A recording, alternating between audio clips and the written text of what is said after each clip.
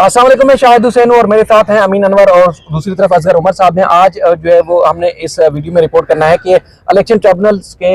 जो फैसले हैं वो किस तरह हो रहे हैं और उसके बाद फिर सिंध में जो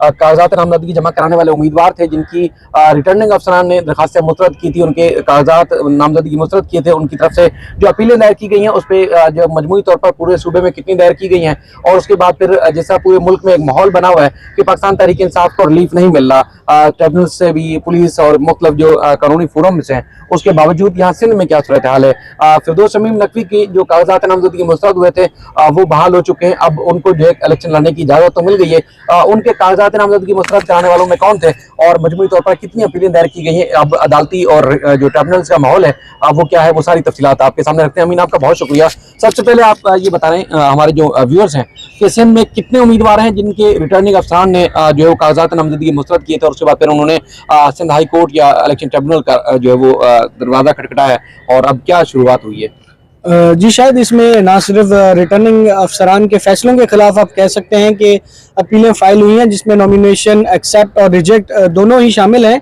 और अगर हम अदाद-ओ-शुमार की बात करें तो कराची, हैदराबाद और मीरपुर ख़ास से जो है वो 266 अपीलें जो है कराची में फ़ाइल हुई हैं और इसके साथ सक्कर में 40 अपीलें फ़ाइल हुई हैं और लाड़काना में 36 अपीलें फ़ाइल हुई हैं और टोटल जो सिंध भर में है वो 342 अपीलें जो है वो इलेक्शन पिटिशंस फाइल हुई हैं जिनकी समाअत 10 जनवरी तक जो है वो जारी रहेगी। और इसी तरह जो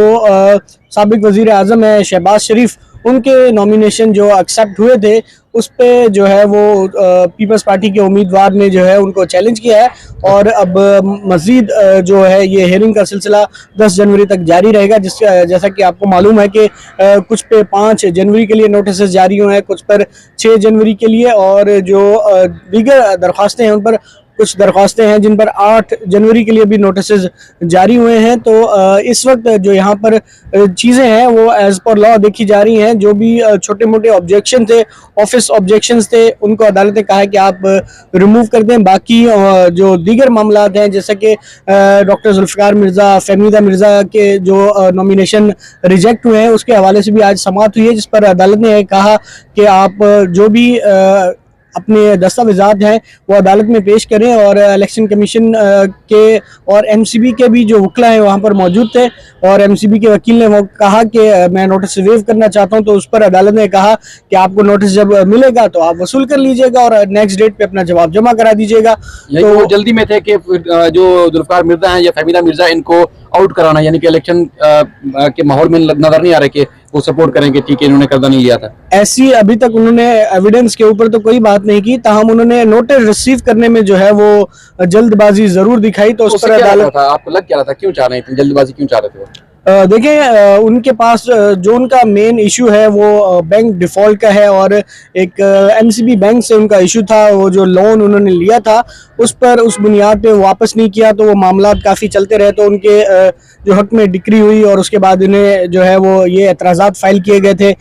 डॉक्टर फहमीदा मिर्ज़ा, जुल्फ़िकार मिर्ज़ा पर, उनके नॉमिनेशन रिजेक्ट हुए। तो हम आज उनकी वकील ने अदालत को, ट्रिब्यूनल को ये बताया कि किसी भी जो इंडिविजुअली तौर पर मामला को नहीं देखा जा सकता। एक लेंथी आर्गुमेंट तो नहीं हुए कि तमाम चीज़ें, तमाम इश्यूज को आज ही जो है वो सुन लिया जाता। ताहम अदालत ने इब्तिदाई समाअत के बाद नोटिस जारी किए हैं इलेक्शन कमीशन को और एमसीबी को और रिटर्निंग अफसर को। अब आइंदा समाअत पर देखते हैं जब डिटेल हेयरिंग होगी इन मामला की तो क्या ये नॉमिनेशन एक्सेप्ट होते हैं या नहीं। चले, ये फैसला आना तो शुरू हुए हैं, लेकिन ये कि ऐसा भी लग रहा है कि मशीनरी भी शायद यही चाह रही है कि जिनके मुस्तकिल रिटर्निंग अफसरान ने कागजात किए थे वो उनको अगले मरहले में शायद किसी तरीके से अगर कामयाब हो जाए तो उनको रोका जाए। इसलिए तो एमसीबी के वकील नोटिस ना होने के बावजूद भी ट्रिब्यूनल पहुंच गए थे। तो सर, आज फिरदौस शमीम नकवी का आपने वीडियोस भी देखी और इस हवाले से भी आपने माहौल देखा, तो आज आपने जब उनकी समाअत हुई ट्रिब्यूनल में खादिम हुसैन तुनिया साहब की अदालत में, तो क्या महसूस किया, समाअत के दौरान क्या देखा आपने?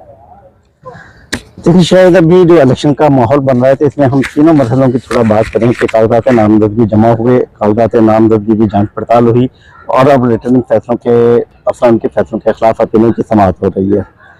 और अब ये कहा जा रहा है कि पीटीआई के कागजात नामजदगी बड़ी तादाद में मुस्तरद किए गए, लेकिन जैसे कि एक सूरत हाल है, 9 मई के बाद उनके कुछ लोगों की गिरफ्तारियां हुई हैं, कुछ लोगों पर एतराज़ात हुए हैं, कुछ लोग घरों पर नहीं हैं। तो इस सूरत हाल में उनके कागजात जो जमा हुए उनमें गलतियाँ भी बहुत हुई हैं और आप देख रहे हैं कि एक सीट पर उन्होंने नॉर्मल से ज्यादा कागजात नामजदगी जमा कराए हैं। जैसे जिस हल्के में हम खड़े हैं, शायद ये हाई कोर्ट 241 में है, इसमें सदर पाकिस्तान के साहबजादे भी हैं, इसमें मुजम्मिल असलम भी हैं, इसमें दूसरे जमशेद जमान भी हैं। 3 4 5 7 हो गए हैं। तो इनके कागजात ठीक हुए या नहीं हुए, कुछ अगर खामियां रह गई हैं तो वो कागजात हमें लग रहा है कि बड़े पैमाने पर मुस्तरद हुए, जबकि ऐसा नहीं था, कुछ गलतियां इधर से भी हुई हैं। और फिर दूसरा ये भी है कि रोज बंद कमरों में फैसला करते हैं, उनका जुडिशल माइंड नहीं होता, वो जो भी होता है वो अपना बंद कमरे में बैठ के फैसला करते हैं, तो जुडिशल माइंड नहीं होता। लेकिन अब जब हम हाई कोर्ट के जो जजेस पर मुश्तमिल ट्रिब्यूनल है, उसमें हम देखते हैं कि पूरी खुली अदालत है। आपका अपना वकील होता है, दूसरे वकील भी होते हैं, जजेस साहब देख रहे होते हैं कि उनके फैसले को बहुत सारे लोग देखेंगे, तो वो फैसले बहुत अच्छी सूरत हाल में हो गए हैं। जैसे आज आपने देखा कि फिरदौस शमीम नकवी के केस में ऑब्जेक्टर भी मौजूद थे, इतराज करने वाले भी मौजूद थे। वकील थे हमारे दोस्त हस्तान साबिर हैं, वकील हैं, एमकेएम के वो उम्मीदवार हैं खुद 36 से, उन्होंने कि वो खुद भी मौजूद थे और अदालत ने उनका भी मौका सुना, उनके सामने वाले वकील का भी मौका सुना, और फिरदौस शमीम नकवी की तीनों अपीलें जो हैं उनकी वो मंजूर हुई हैं और वो अब इलेक्शन लड़ सकते हैं। तो ये लगता है कि अब जो अदालतों में आएंगे और बड़ी अदालतों के जजेस हैं वो इतना दबाव कबूल नहीं करते कि छोटी छोटी बातों को ये काम किया जाए। तो बहुत तवक्को है कि इन्हें रिलीफ मिलेगा पीटीआई को, और इन्हें बल्कि जो आरओ के गलत फैसले थे जिससे एक मजलूमियत का तासुर बना, उससे उन्हें हमदर्दी मिलेगी आवामी कि उनके खिलाफ कोई कार्रवाई हो रही है। अगर किसी ने दानिस्ता ये की तो नादान दोस्ती का सबूत दिया है। और फिर सिंध में कोई ऐसा इतना मसला भी नहीं है, पीटीआई को ज्यादातर शिकायत पंजाब की इंतजामिया से है। सिंध में कोई ऐसा मौकफ नहीं है और कोई जानबूझकर इतना हरासा नहीं किया जा रहा है। हाँ बिल्कुल आप सही कह रहे हैं, क्योंकि एक चीज और भी है कि जो फील्ड में बाहर जो कुछ भी हो, लेकिन ये कि अदालत में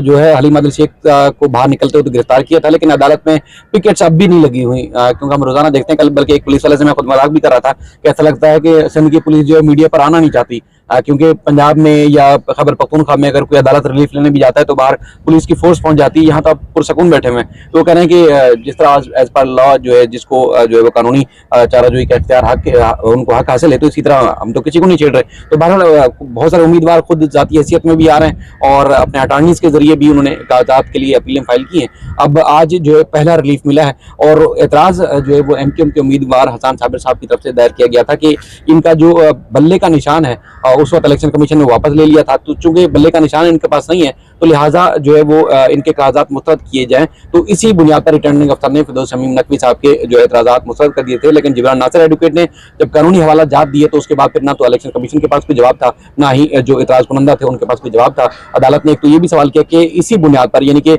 बल्ले का निशान किसी उम्मीदवार के पास नहीं है उस वक्त जब कागजात नामजदगी जमा कराए गए हैं, तो क्या पाकिस्तान में कहीं दूसरी जगह भी इसी बुनियाद पर, इसी ग्राउंड पर जो किसी के कागजात मुस्तरद हुए? तो इलेक्शन कमीशन के पास जवाब नहीं था। तो अदालत ने देखा कि कानूनी पोजीशन जो है रिटर्निंग अफसर के फैसले में कमजोर थी, इसलिए अदालत ने जो है वो फिरदौस शमीम नकवी को इलेक्शन लड़ने की इजाजत दी और उसके बाद फिर जो फैसला था रिटर्निंग अफसर का उसको कलंदम करार दिया। इसके अलावा एक आजाद उम्मीदवार थे मजहर जुनेद, जो उनकी अपील अदालत ने मुस्तरद की और दीगर अपीलों के ऊपर नोटिस जारी हुए जिसमें बेशतर के फैसले जो है उम्मीद है कि हफ्ते रोज किए जाएंगे। और ये फैसला किया गया है जो इलेक्शन ट्रिब्यूनल्स की तरफ से कि चूंकि अमूमी तौर पर हफ्ते के रोज जो अदालतें बंद होती हैं तातीलात की वजह से, लेकिन ये केसेस जो है चूंकि इंतखाबात का माहौल है तो हफ्ते को भी जो सुने जाएंगे और जो फैसले हैं वो हफ्ते के रोज भी किए जाएंगे। तो अब मजीद जो भी पेश रफ्त होगी आपके सामने रखेंगे, और अगर सिंध की अदालतों और सिंध के माहौल के हवाले से कोई सवाल हो तो जरूर आप कमेंट में कीजिएगा, हम आने वाले वीडियोस में आपके सामने जरूर रखेंगे। अपना ख्याल रखिएगा। अल्लाह हाफिज।